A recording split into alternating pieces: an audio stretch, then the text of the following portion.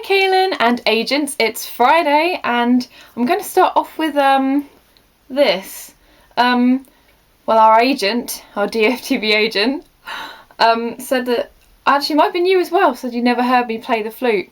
So I thought I'd give you a little bit of it. If any of you have seen Naruto, then you'll know this tune, hopefully.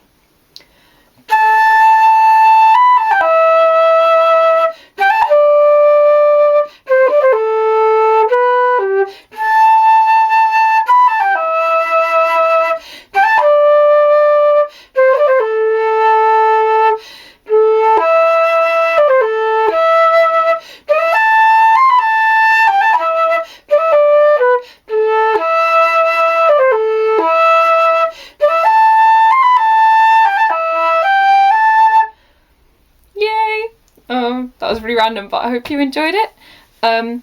Moving on to a couple of things you spoke about, books and quotes from books. And I found one which ironically is another John Green book. It's this amazing book. And there's one quote, obviously the whole book stood out to me, but there's one quote that really stood out to me, which was, sorry if you haven't read this yet, I won't give anything massively away. Basically, they're in Amsterdam, paid 157 to be a nerd, and someone says, some tourists think of Amsterdam as a city of sin, but in truth, it's a city of freedom, and in freedom, most people find sin. And I found that, I don't know, really inspiring. Like, if people think something of you, it's often not true, kind of thing. But also the fact that being able to make your own decisions, like having the freedom, can lead to people making the wrong decisions. But that's not the fault of having freedom, if that makes sense. Oh, we're all going really deep this week, aren't we? In International DFTBA, I don't really know what's happened.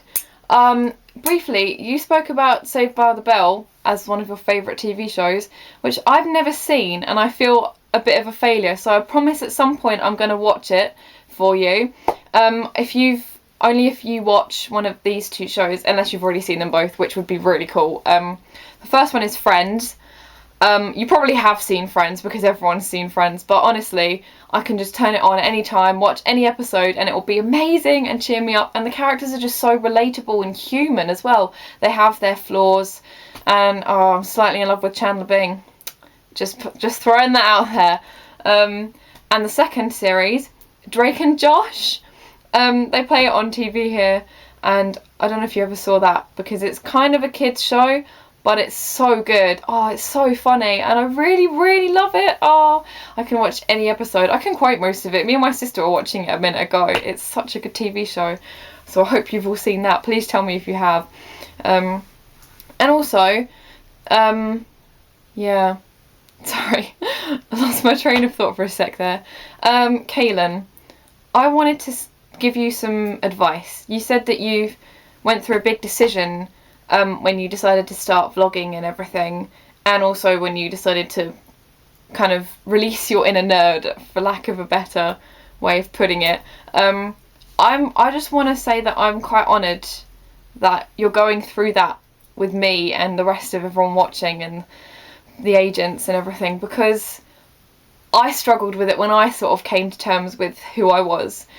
Again, I'm going really deep here, but I was really good friends with this girl at school, and I never really realised that she was sort of holding me back. I wanted to be like her. She was like glamorous, she was like quirky, she was stood out, she was kind of what I wanted to be. She was fashionable, but I've always felt less than her. I sort of looked up to her, followed her around like a little puppy. Like, you know, you always see the sidekicks of the horrible, evil, beautiful girl. I was kind of like a Gretchen Wieners to a Regina George sort of thing.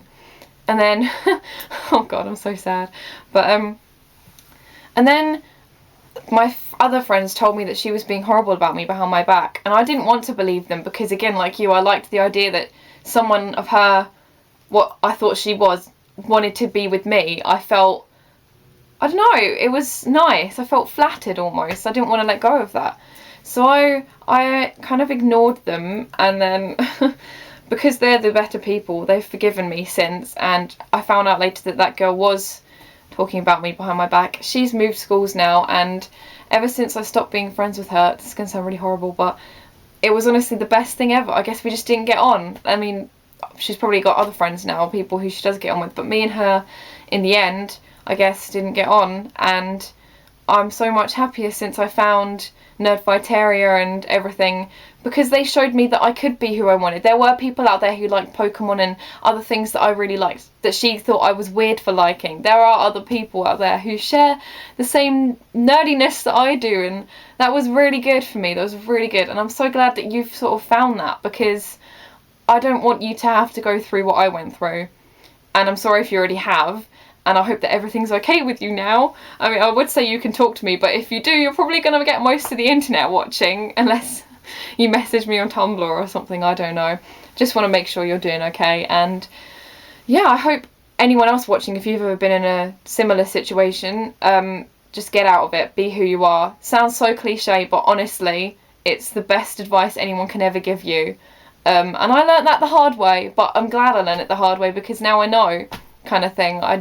I know that I need to just appreciate the friends I have and the community that I'm in, and you amazing people. So I guess that's the end of that for this week.